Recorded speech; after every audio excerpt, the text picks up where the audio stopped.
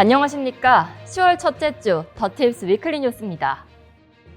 어느덧 한가위가 성큼 다가왔습니다.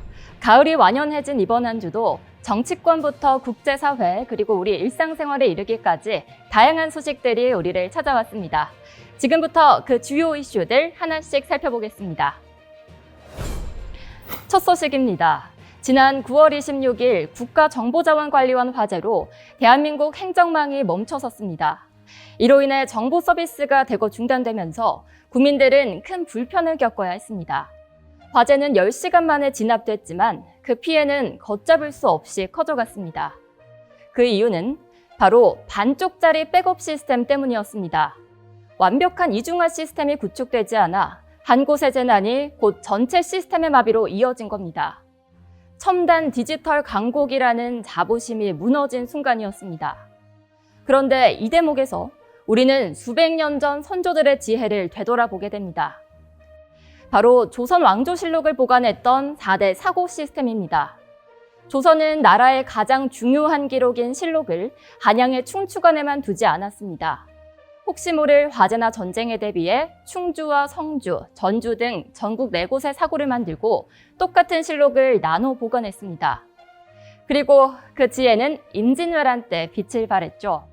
왜군의 침략으로 춘추관과 충주, 성주 사고가 모두 불타버렸지만 유일하게 남은 건 전주 사고의 실록이었습니다. 덕분에 우리는 오늘날 세계가 인정하는 위대한 기록유산을 지킬 수 있게 됐습니다. 과거의 선조들은 한 곳에만 의존하는 위험을 미리 알았던 겁니다. 그러나 지금 우리의 시스템은 여전히 단일 바구니에 모든 것을 담고 있습니다. 국가의 중요한 데이터를 한 곳에만 보관하는 이 위험을 언제까지 방치할 것인지 과거 선조들의 지혜가 뼈아픈 질문을 던지고 있습니다. 다음 소식입니다. 지난 26일 국회 본회의에서 정보조직법 개정안이 통과되면서 검찰청이 78년 만에 역사 속으로 사라지게 됩니다. 개정안의 핵심은 검찰청 폐지입니다. 대신 법무부 산하 공소청과 행정안전부 산하 중대범죄수사청을 신설하기로 했습니다. 또 부처 개편도 뒤따릅니다. 환경부는 기후에너지 환경부로, 여성가족부는 성평등가족부로, 방송통신위원회는 방송미디어통신위원회로 확대 개편됩니다. 민주당은 이번 개편이 이재명 정부의 강력한 검찰개혁 의지를 보여주며 무소불위의 권력을 해체하는 전환점이 될 것이라고 강조했습니다. 검찰청 폐지와 함께 새롭게 신설되는 중수청과 공소청은 1년의 유예기간을 거쳐 내년 9월부터 시행됩니다. 한편 금융위원회 개편안은 여야 대립과 경제 현안을 고려해 결국 철회했습니다. 다음 소식입니다. 도널드 트럼프 미국 대통령이 지난달 25일 한국의 3,500억 달러 대미 투자 펀드를 선불로 받아야 한다고 밝혔습니다. 이 발언은 한미 간 투자 방식 협상이 미결인 상태에서 나왔는데 미국은 전액 현금 투자를 요구하는 반면 우리 정부는 통화 스와프와 같은 안전장치 없이는 어렵다는 입장입니다. 이재명 대통령은 외신 인터뷰를 통해 통화 스와프 없이 현금을 투자한다면 1997년 금융위기 때와 같은 상황에 직면할 것이라고 심각한 우려를 표명했습니다.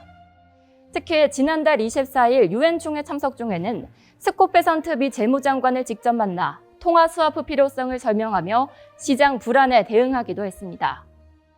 트럼프 대통령의 발언 직후 시장은 크게 흔들렸습니다. 코스피는 하루 만에 2% 이상 급락했고 원달러 환율은 1,410원까지 치솟았습니다. 전문가들은 미국의 비이성적 요구가 시장 불안을 가중시켰다고 분석했습니다. 다음 소식입니다. 윤석열 전 대통령이 9월 26일 체포 방해 등의 혐의에 대한 첫 공판에 직접 출석했습니다. 지난 7월 10일 재구속된 이후 첫 법정 출석이었던 윤 전 대통령은 이 자리에서 건강 문제를 호소하며 불구속 재판을 요청했습니다. 윤 전 대통령은 재판 내내 모든 혐의를 부인했으며 비상계엄 선포 문건의 사후 작성에 관해서도 한덕수 전 총리와 전 부속실장에게 책임을 돌리는 듯한 발언을 했습니다. 또 1.8평방에서 생존하는 게 힘들다며 구속 재판의 어려움을 토로하기도 했습니다. 이에 특검 측은 강하게 반박했습니다.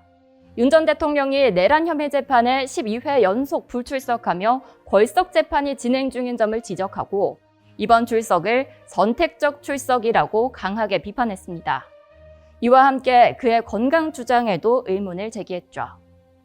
한편 이날 진행된 보석신문에서 재판부는 윤 전 대통령의 석방 여부를 추후 결정하기로 했습니다. 마지막 소식입니다. 민족 대명절 추석이 다가왔습니다. 개천절부터 한글날까지 이어지는 긴 연휴인 만큼 귀성, 귀경길 교통 혼잡이 예상되는데요. 팀앤 모빌리티 예측에 따르면 추석 당일인 10월 6일 교통 혼잡이 최고조에 달할 전망입니다.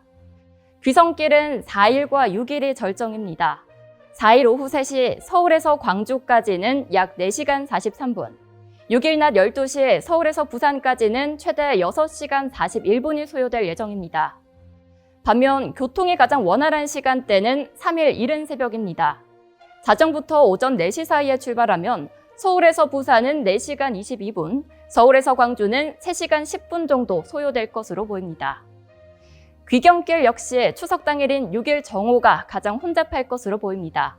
부산에서 서울은 6일 오전 11시 출발 시 최대 7시간 50분, 광주에서 서울은 6일 오후 1시 출발 시 6시간 24분이 걸릴 예정입니다. 이처럼 정체는 7일과 8일 낮까지 이어지겠지만 8일 오후부터는 점차 평소 수준을 회복할 것으로 보입니다. 다들 고향 오가는 길 안전운전에 각별히 유의하시기 바랍니다.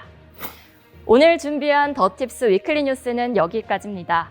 다가오는 추석 연휴, 오랜만에 만나는 가족들과 맛있는 음식 나누시면서 즐겁고 풍성한 시간 보내시기 바랍니다.